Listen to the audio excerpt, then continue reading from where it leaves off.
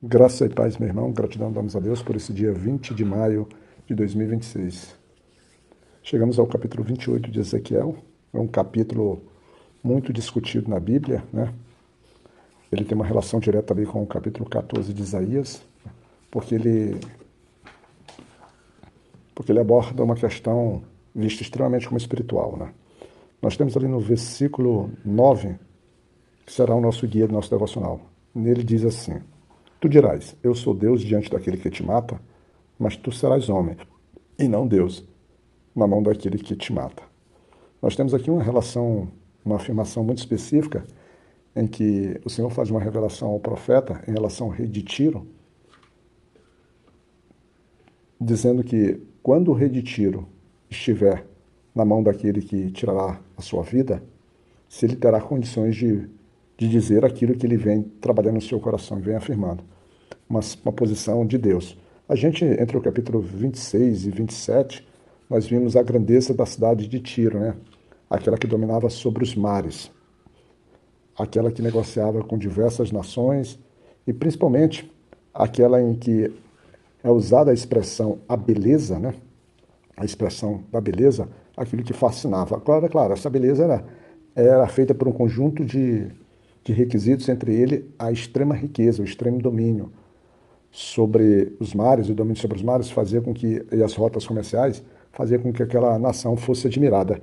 E é justamente essa posição, é o que a gente escuta, que está lá no versículo 2, assim: Filho do homem, dize ao príncipe de Tiro, assim diz o Senhor Deus, porquanto o teu coração está levado, e tu disseste, eu sou Deus, eu me assento no lugar de Deus, no meio dos mares. Porém, tu és homens e não Deus, embora estabeleças teu coração como o coração de Deus.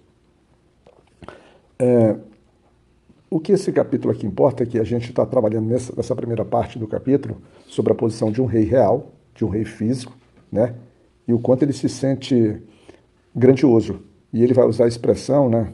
Ele vai usar a expressão no versículo 5, explicando de uma forma mais clara, que ele vai dizer que a sabedoria, né? Que a sua sabedoria e o comércio, que aumentava suas riquezas, faziam com que as suas iniquidades, né? Fazia, na verdade, com que o coração dele manifestasse uma elevação de posição, de superioridade, de uma criação até de uma divindade em seu coração. Tanto que ele diz assim, porquanto ele, como ele falou, ele se colocou na posição de Deus. Então essas posições de riqueza e sabedoria faziam com que ele se elevasse sobre isso. Mas Deus está dizendo que viria o estranho sobre ele, que certamente seriam os babilônios, depois o Alexandre, e que fariam a queda dele, a queda da nação dele, destruiria eles e eles não existiriam mais, né? Que é a questão da Fenícia ali, Tiro. Tá.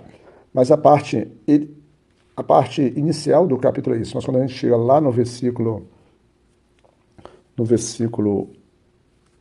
partir do versículo 11, as coisas mudam, quer dizer, porque a partir daí, agora vem por uma questão muito mais no campo espiritual do que no campo real, porque ele vai tratar sobre, também, usando a figura do rei de Tiro, mas pelo campo espiritual, vai tratar que justamente a soma das suas riquezas, em tese, usando a riqueza e a própria sabedoria em beleza, ele vai tratar sobre alguém que vivia no Jardim do Éden, né? Era usando as pedras preciosas ali como uma referência da sua perfeição, do seu brilho, do seu valor. No versículo 14, ele passa a chamar essa figura, que está sendo agora comparada como o querubi ungido, né? E que ele era estabelecido, ou seja, que ele vivia ali diante do santo monte de Deus. E no verso 15, ele diz assim: Tu eras perfeito nos teus caminhos desde o dia em que foste criados, até que se achou iniquidade em ti. Então agora, ele vai tratar isso de uma forma mais clara, quando ele bota no 17, assim: O teu coração elevou-se por causa da tua beleza. E aí foi corrompida a tua sabedoria. E ele trata sobre a contaminação dele. Então, ele traz agora uma relação, trazendo como se a queda do rei de Tiro, representada, ou a queda de Lucifer, representada também pela queda do rei de Tiro. Quando você lê Isaías, tem o que o capítulo desse ele traz como essência. Ele traz como essência aquilo que nasce no nosso coração: soberba, grandezas, vaidade, é aquilo que nos afasta de Deus. Quando a gente está falando sobre a questão espiritual, que envolvendo Satanás, né, o diabo, talvez esses capítulos, usando simbolicamente, cheguem o mais próximo da gente entender por que um ser perfeito, como foi criado Lucifer, como a luz da perfeição aqui, ele se desviou. Ele se desviou. A gente tem diversas pregações teológicas, tentando mostrar caminhos, especulando, conjecturando, pegando esses detalhes que a Bíblia traz, para formar um entendimento sobre isso. Mas é tudo muito... não é tão claro assim. Mas a gente consegue ver sim. Então, os nossos corações é o que nos incomoda bastante, né? Quando a gente lida com as pessoas, com os seres humanos que têm esses sentimentos bastante, vamos dizer assim, enaltecidos dentro de si. A nossa, não digo a nossa vaidade, a nossa arrogância, ela não deve caminhar por esse lado. A gente está numa posição dessa, uma posição diante de Deus, uma posição diante da sua luz, recebendo a sua sabedoria.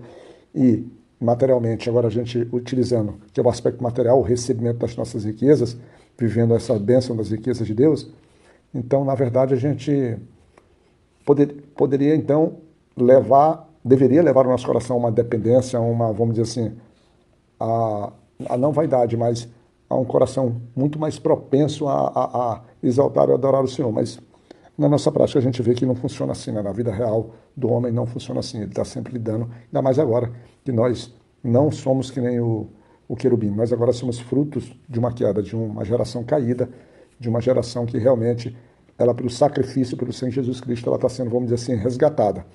Mas tem ainda todas umas ações que envolvem partes nossas nesse processo. Partes nossas nesse processo, que é a aceitação, a caminhada, a nossa santificação. É um capítulo interessante, é importante você ler ele também com Isaías 14, né, que vai ter outros aspectos ali sendo abordados para que você possa compreender. Mas a mensagem ela se foca principalmente, cuidado com tua vaidade. Cuidado com aquilo que tu está construindo, como isso está influenciando a tua mente, teu pensar, se está te ligando a Deus, se está te distanciando. Então a gente, humildemente, encerra por aqui nosso devocional, esperando que Deus possa de repente corrigir essa tua caminhada, se tu estiver próximo do que está aqui no retiro ou na própria figura de Lúcifer. Tá certo? Fica na graça de Deus Pai, que Ele possa proteger e que Deus nos cuide, meu irmão.